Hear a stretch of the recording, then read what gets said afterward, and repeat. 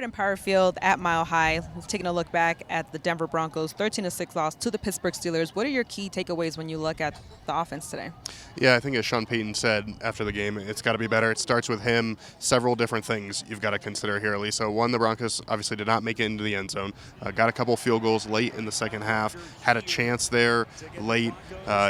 Maybe if one of those red zone opportunities could have turned into a touchdown, things could have been different. But a few takeaways. One, the run game has to be better. Sean Payton mentioned that.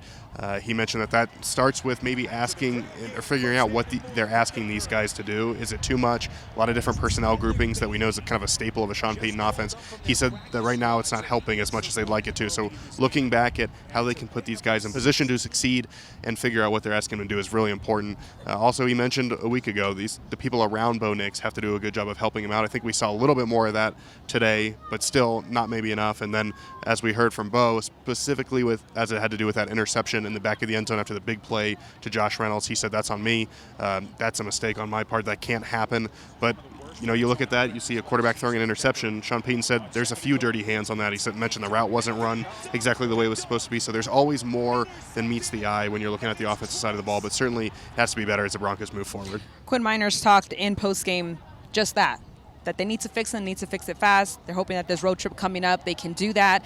He also gave credit to his rookie quarterback, saying that he's very proud of Bo Nix and the way that he's come down and still commanding the offense, especially when, like you said, he getting that late interception. What does it mean when you do have a loss like this, but you do have a young quarterback with poise to take responsibility? Yeah, it's a good question. I think, Bo Nix was asked after the game, how does it feel that you didn't take the steps you wanted to take? You didn't make a big step forward. And he said, listen, I think actually I did take a step forward.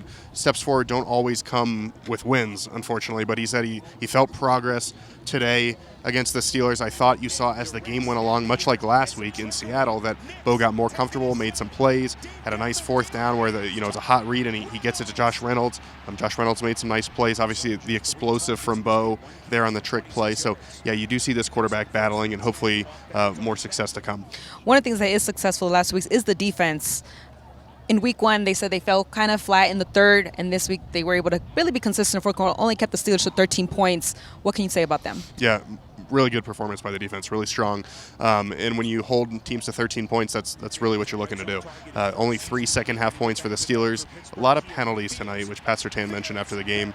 Certainly this referee crew kind of weren't able to be as physical maybe as a typical game, but I thought these guys battled back. They gave the Broncos a chance late. The offense made several stops, and really, aside from that one field goal in the second half, they just kept giving Denver's offense chances. The challenge is just going to get harder now as you go on the road, but defensively you hope to keep this kind of performance going. You said they're going to go on the road. They'll be back-to-back road games, one in Tampa Bay, one with the New York Jets. They won't be home for a few weeks. What's next for this team? Yeah, I think it's an opportunity, right? And they've got to go prove what they're all about.